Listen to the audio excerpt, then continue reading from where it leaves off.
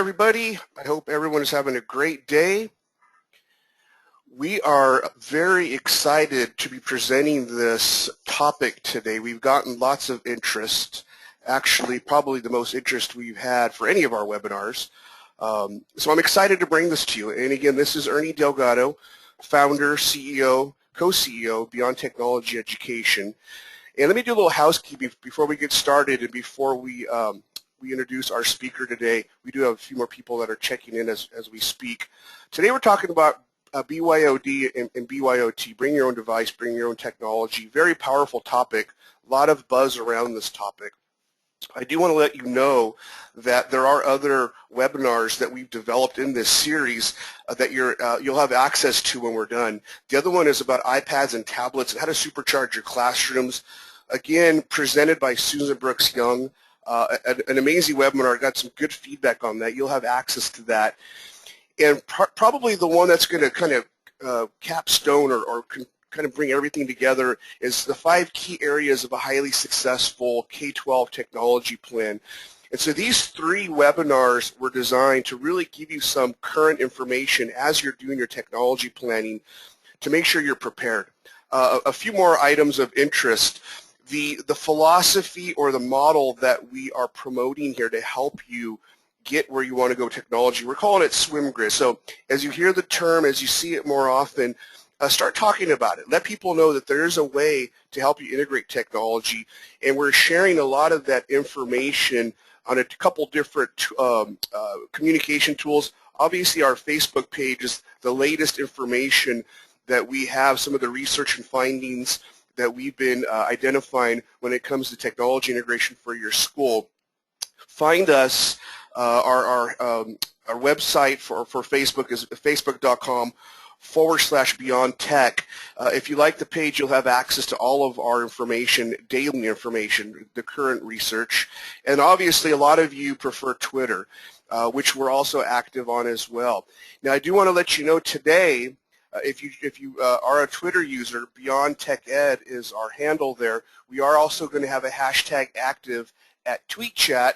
If you want to have an active conversation as this presentation is going, we're going to make that available to you as well, and you'll have all access to all the comments from today available through TweetChat if you're using that.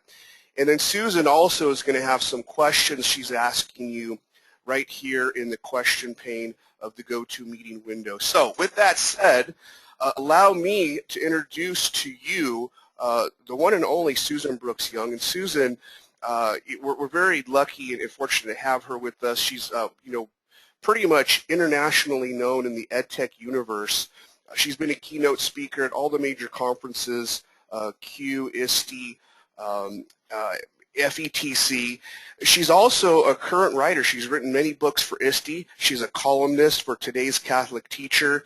And Susan, as I change over to you, thank you for making time to be with us and for providing this information. A lot of people here are interested, and you are now in charge, so I'll let you take over from here. Ladies and gentlemen, Susan Brooks Young. Great. Thank you so much, Ernie, for having me here today. It's always a real pleasure anytime I get a chance to speak with educators about topics that are near and dear to my heart. And one area where I've been doing a lot of work recently has been in this area of BYOD or BYOT, whichever you prefer to call it. So it's really a pleasure to be here with you all this morning.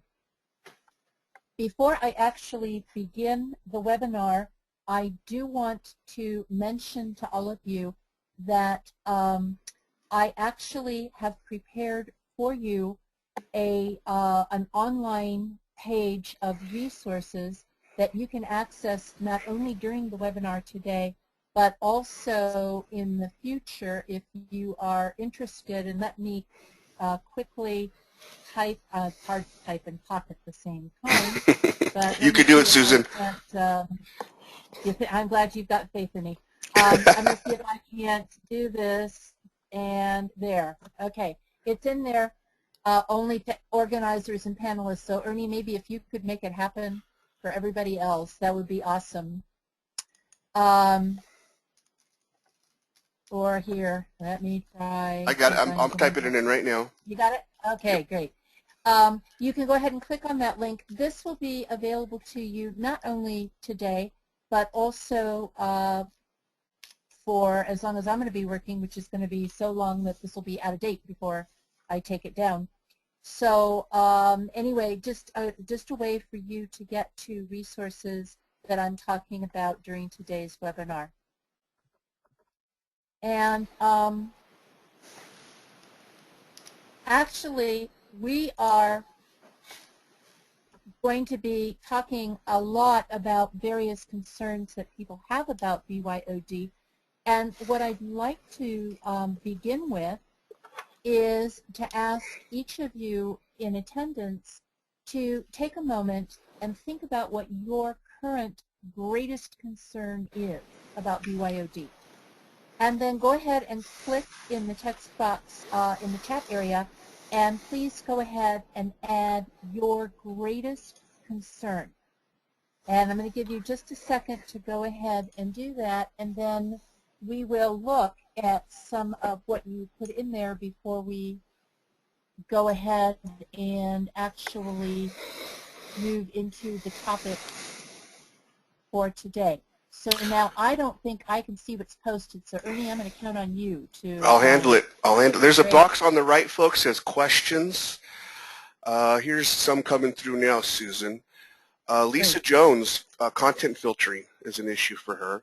Martha Okay. Duran is talking about securing the network. Amy Burley, all of the different device possibilities. Amy Goodwin, that's a big issue these days. Students from Keith Sr., students breaking their device or insurance if needed, a good topic. Jennifer Thomas says, I'm worried about our infrastructure. How do we plan to have enough power, bandwidth, etc.? Very good concern. Kelly Abbott is concerned about compatibility and maintenance. Sharon Grant, content filtering as well. Linda Kuzara feels E-rate management and filtering are her biggest issues. Right, and all of these are issues that I hear expressed not only in workshops and webinars like this, but also at the schools where I actually have been going out and working with folks on various aspects of BYOD. And very quickly, before we move on to the actual presentation, there are a couple of things I do want to mention. First off, one of the really important parts of BYOD is your infrastructure and all those concerns that you mentioned that surround that, making sure that it's robust enough to handle not what you think the kids are going to be bringing, but 3 or 4 times what you think the kids are going to be bringing.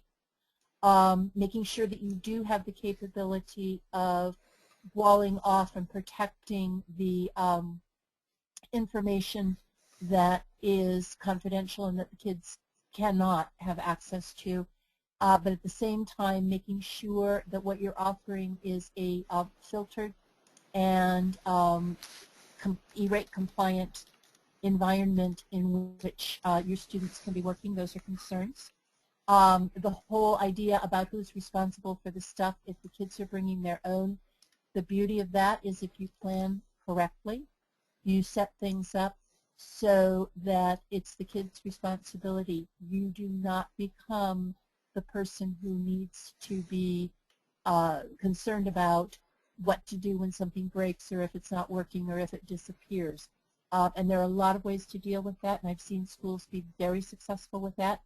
And I'll be showing you some planning tools today that will help you with that. And what that allows you to do, if you've got the solid infrastructure, if you're not trying to be the tech support guru for everything that the kids bring, then you've got more time to be focusing on that really critical question that was asked. How on earth do you manage with all these different devices to actually teach something?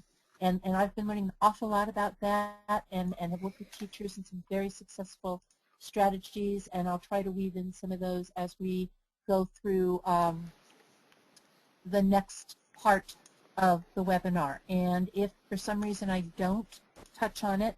At the end, bring that question back up again. So there's three things that we're going to actually be looking at today. First thing is, what does the research tell us? The second thing is, what are planning tools that you can use in order to do whatever it is that's within your capability to anticipate and take care of issues that could arise, and then also some additional resources for you. The first thing that I want to look at is just some of the research that you need to be familiar with, whether you've already implemented BYOD and now we're stopping and saying, maybe we need to do a little bit more thinking about this, or if you are just now beginning to lay the groundwork. It's really important that you spend some time looking at resources that can give you the underlying research and the rationale for why BYOD is getting so much traction these days. Everything I'm going to talk about now is linked in the online agenda, and I will show you before we close how to get to all this stuff. There are several reports that you need to be aware of. The first is a group of reports. It's called the Horizon Report, K-12 edition. It is published by the New Media Consortium, and they have actually published 3 reports. There's a 4th one that will be released this June at the ISTE conference. Basically, what these reports have done every year is they have done some crowdsourcing with educators around the world. They have identified the 6 top technologies that educators need to be aware of. 2 that they believe will have an impact on education immediately, 2 that will have an impact in the next 2 to 3 years, and 2 that will have an impact in the next 4 to 5 years. And this clip of an infograph shows that in the 2011 report, it was cloud computing and mobile technology that NMC was predicting would have the most immediate impact on education. If you look at this slide, it actually is a summary of all 3 reports from 2010 through 2012. And if you look at the table, the 2 rows at the top marked 1 year or less, you can see, starting off on the right-hand side in the 2010 column and then moving over to the left, I guess I don't know, I had a reverse reading moment here. But anyway, you can see that it was cloud computing and social computing in 2010. In 2011, then cloud computing stayed on, mobiles came on, social computing dropped off, and then last year they were talking about mobile devices and apps and tablet computing. They've done a pretty good job of nailing the topics that really are important in the immediate future. They've not done as well with 2 to 3 years, although they certainly are still pretty close to being on target. 4 to 5 years out, it's really difficult to predict because things are changing so rapidly, and we don't even know at this point what 4 or 5 years from now is going to bring. Most of us probably 2.5 years ago anyway would not have predicted iPads because, we didn't know about them. So it's interesting to see this report, and before we move on, there is now an interim report for 2013, and although they have not yet selected the final 6 technologies, the top contenders this coming year do include BYOD for the most immediate impact. So that was why I went ahead and threw that in. The next report that I want to mention briefly that's really important for educators to be aware of is the Speak Up report. This is a free report, as is the New Horizon report. It's available online, and these reports have been published annually since 2003. All schools in the United States do have an opportunity to participate in this, in the data gathering for this report. So if you've not done it, you may be interested in going to the website, which is linked in the online agenda, and learning more about doing that. But what I think is really interesting is that one of their most recent reports shows that students and parents are pretty much on board with the whole idea of BYOD and kids being able to bring and use their own devices at school. In fact, 2/3 of all parents who were surveyed said that if they believed the school would actually allow their child to use the technology if they brought it, that they would be willing to purchase it. So you've already got 2/3 of the parents who are supporting this idea. But administrators have been very reluctant to do this because they're afraid of a lot of different things. Most importantly, one thing that they're concerned about is that they think that this might be a distractor. The kids would not be paying attention to what they should be paying attention to in school. And this slide shows a little bit more in depth what some of the pros and cons were that these same administrators expressed. And it's kind of an interesting dichotomy because 80% of the respondents truly do believe that this would increase student engagement, but they're still really concerned about letting it happen. And they talk about theft and network security and teacher training, all of which are really critical things that have to be dealt with before you can implement a successful BYOD program. But none of these are impossible to do. Every last one of these things that are identified as being concerns are things that we can deal with easily.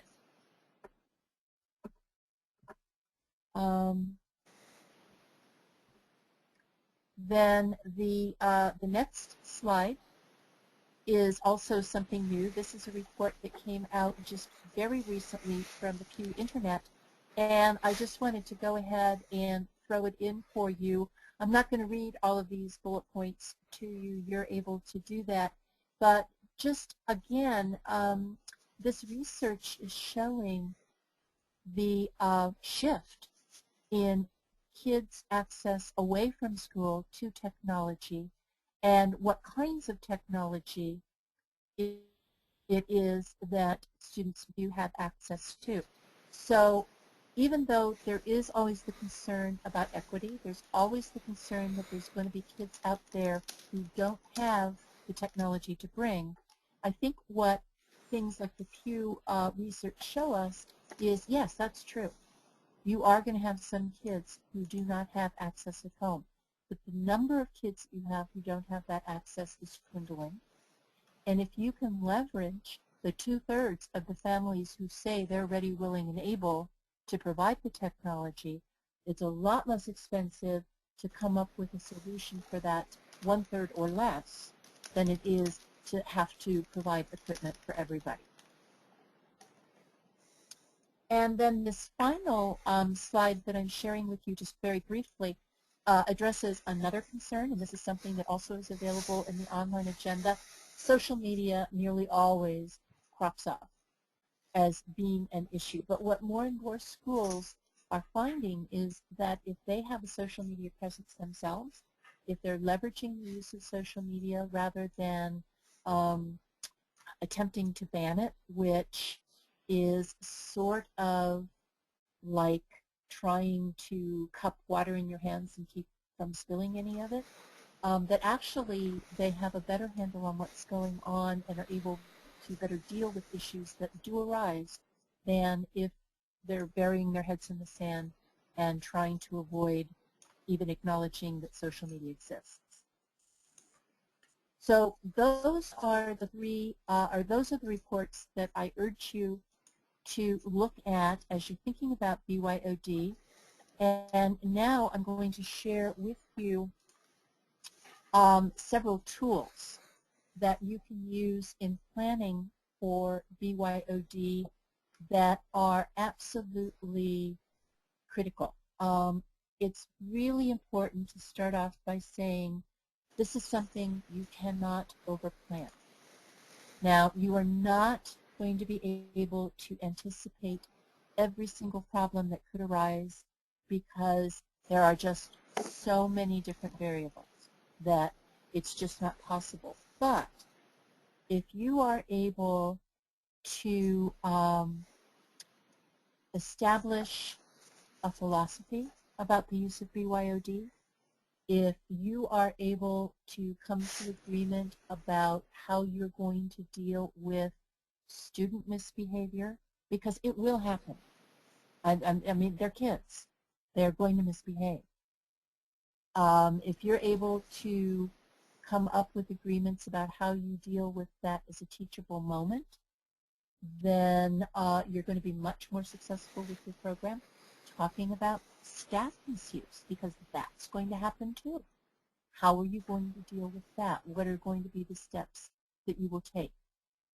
What are you going to do about encouraging parents to insure these devices? Because you would, it would not make sense for you to assume responsibility for damage or theft or loss.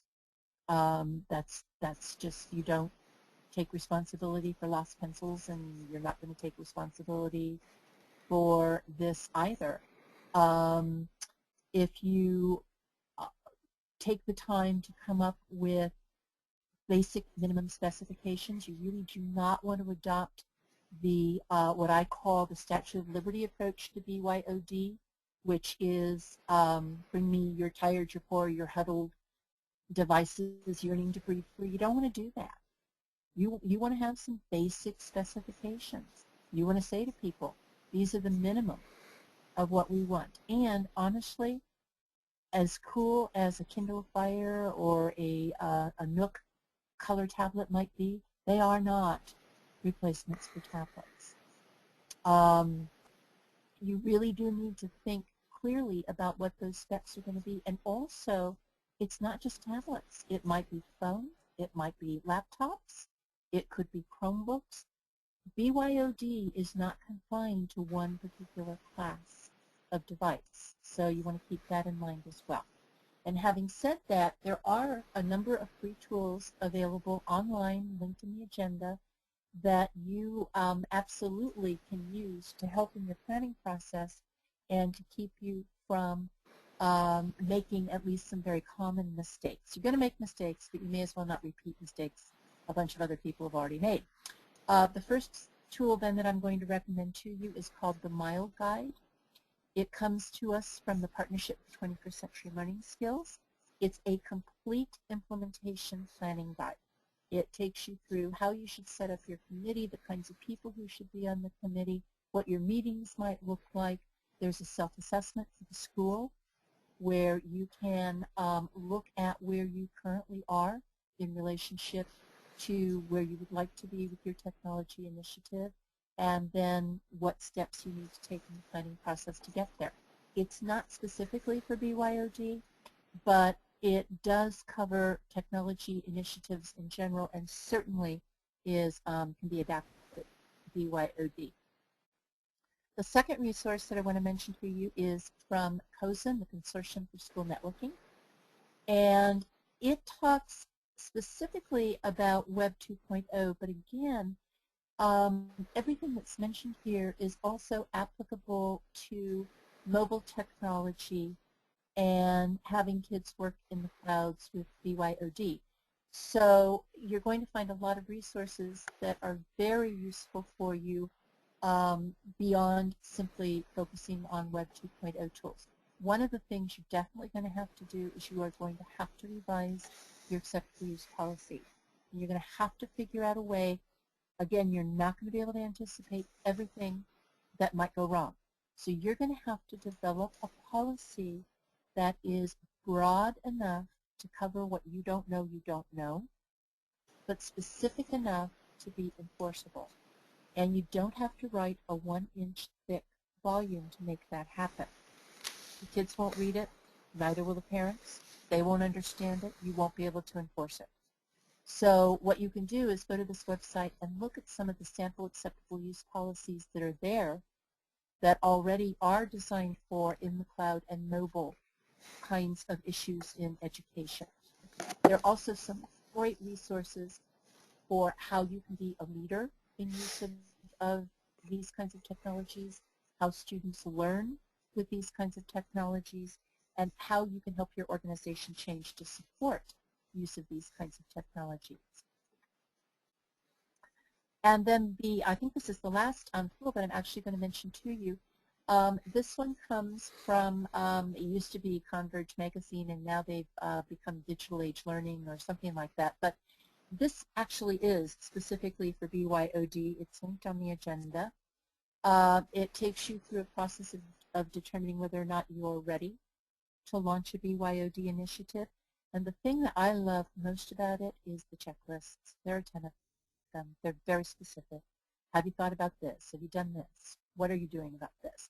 Just takes you right through all the different kinds of things that you need to be thinking about when you are launching or regrouping with a BYOD initiative.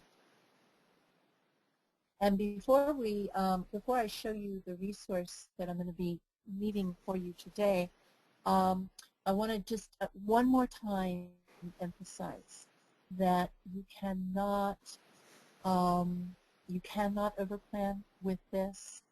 I have been to schools where I've just been astonished. The school leaders have said, oh yeah, we just told the kids to bring their stuff and we thought we would just see what would happen. And then they were kind of surprised when bad things happened. Or not necessarily even bad things, but when the kids just ended up acting like kids. Or the adults said, you know what, put away your stuff, we're not going to do that. And also the number of schools where people said, oh yeah, we know we've got an issue with the infrastructure, but we're just going to kind of see where it breaks and then we'll fix it from there. Not a good strategy. It's really, there are things that you just need to know about, you need to think about, and the only way you can really do that effectively is by doing some research and maybe even reaching out to schools that have done BYOD and checking with them on where they stand with it. Okay, so enough of the soapbox. I'm going to take you now to the resource that is available to you all online. And oops, okay, sorry, that took me to the wrong thing. So let me jump out of here and right here. Here is the right resource. I've just really listed this one Livebinder several times. Whether you're looking for research or you're looking for planning tools or you're looking for additional resources, this Livebinder is one that is going to help you out immensely. This is something that I developed in collaboration with Dan Morris, who is the ENET Colorado director in Colorado, and Ryan Imbriali, who is currently a high school principal in Maryland, Baltimore, the county, and is just about to become the director of technology, I believe, for that district. And I am, for some reason, having not a good time getting Your this Livebinder to doesn't load. want to be alive. It doesn't want to be alive today, so I was hoping that I could actually click around and show you what was going on, but I do have it on a slide. So I'm not going to belabor anything too much. I'm just going to go ahead back to the slide, and I'll explain the structure to you, and then if it does pop up, awesome, and if not, oh well, you've got the link. The binder actually now has one additional tab that I added last night, so it didn't show up on the slide. There's overview, planning, policies and procedures, important reports, and then I tucked in a new tab right in between important reports and articles about BYOD, and that new tab is instructional ideas. And it currently only has one thing linked there, but we're going to be building that out a little bit and adding some additional ideas, because the question of how to deal with all these different devices is one that more and more people are asking now that they even know that that's a question they should be asking. If you're not familiar with Livebinders, the metaphor is a digital 3-ring notebook. The tabs at the top are the equivalent of dividers. Then on each tab you have what is called subtabs. and these are actually the equivalent of digital sheets of notebook paper. Anything that you can put into digital format can be put into a Livebinder. You can have links to web pages, you can upload documents, you can have images, video, anything at all that can be digitized. So when you come to this Livebinder, you can click on the various tabs. If you want to go back and look at the reports that I mentioned, come to the important tabs link, click on that, and it will take you to not only the reports, I don't know why that popped back up, but it did. It's just they must be.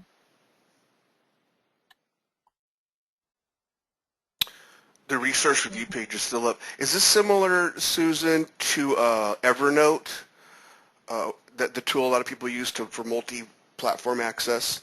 Are you familiar with Evernote? Well, yeah, I am familiar with Evernote, and it can be. The difference between Livebinders and Evernote primarily is a Livebinder notebook is very similar to an Evernote notebook, but you don't have to pay to share Livebinders. Okay, gotcha. With Evernote, you have to have a paid subscription if you want to share your notebook with others. So, so this notebook is just a place that allows you to curate a variety of different tools without having to actually pay a subscription to do that. Mm-hmm. And you can work on it collaboratively as you can with Evernote. And the other nice thing about this is it is a free resource that kids can use as well, and you do have a little bit more control over how the notebook looks.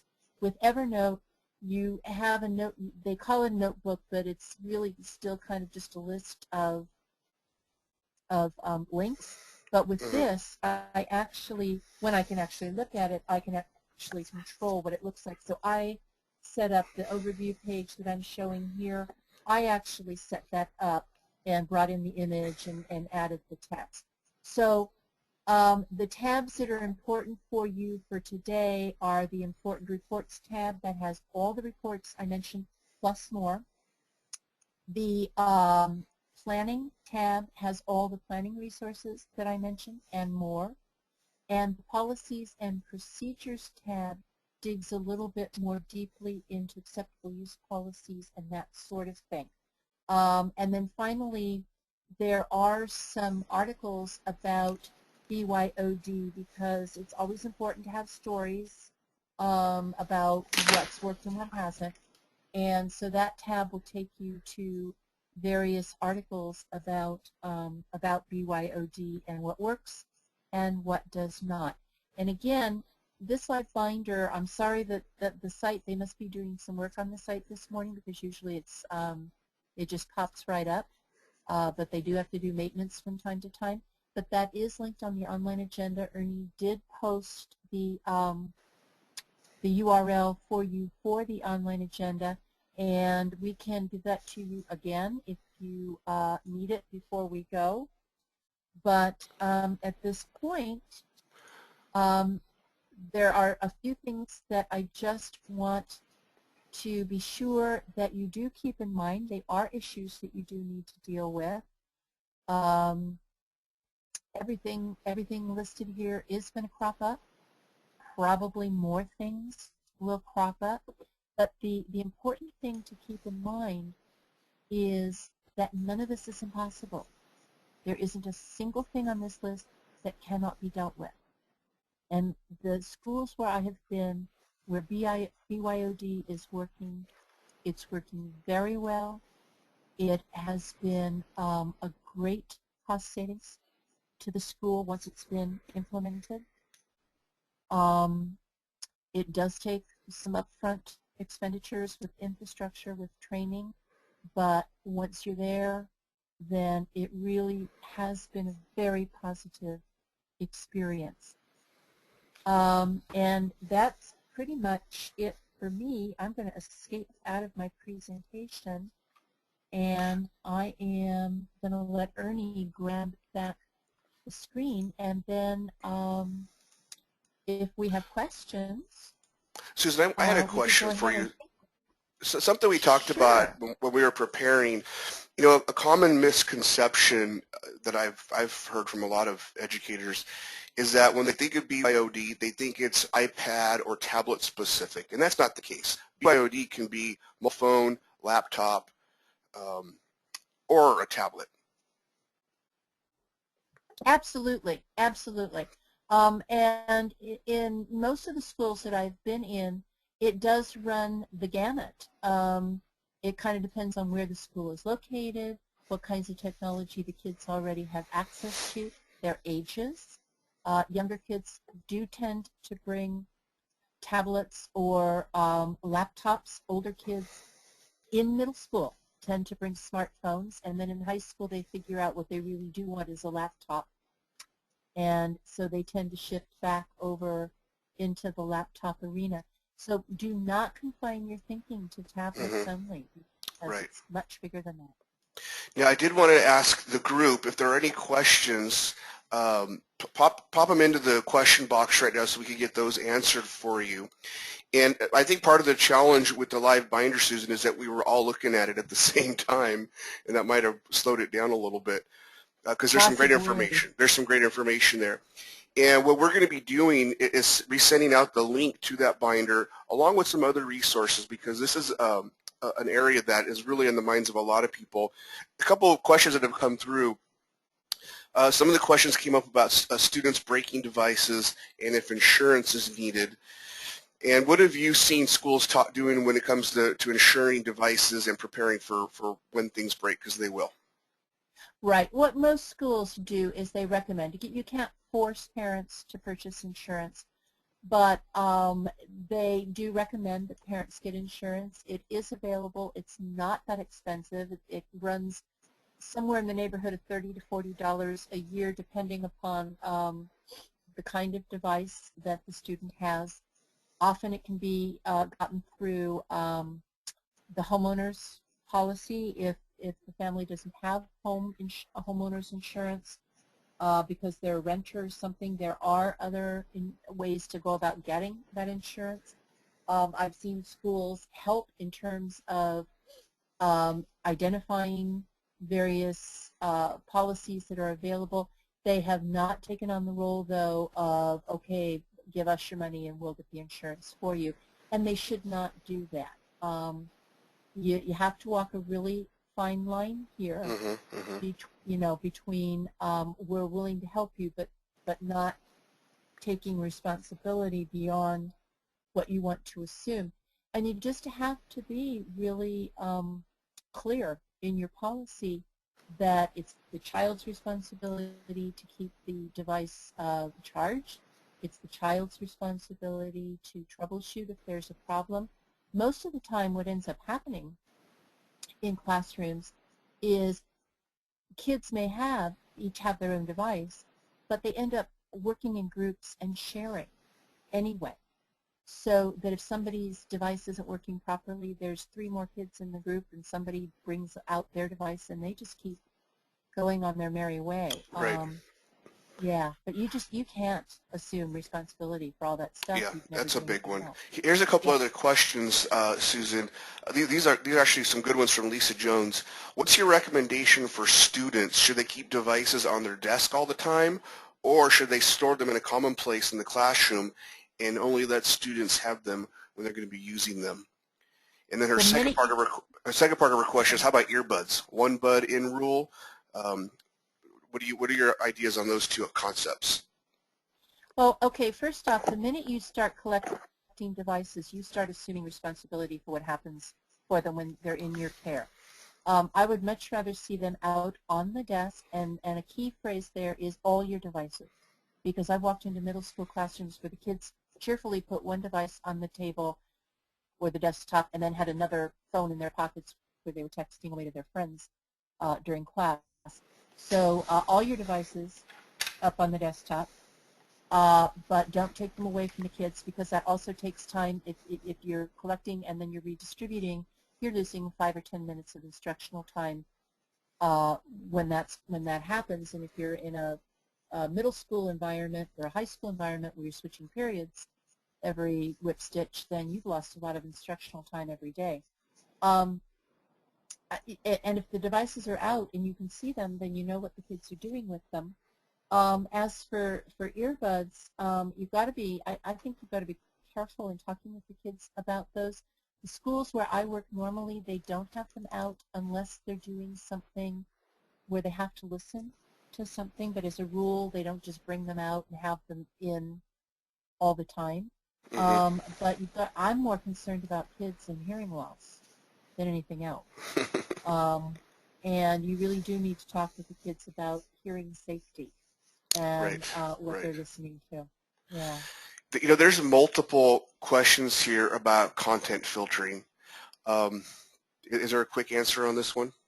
Well, the quick answer to that is you have to take a stand. Even though kids will be bringing 3 and 4G capable devices, some of them that are able to jump right around your network, um, you do need to draw that line in the sand. You do need to say our rule is when you are at school, you need to be using our Wi-Fi, not your 3 or 4G connection.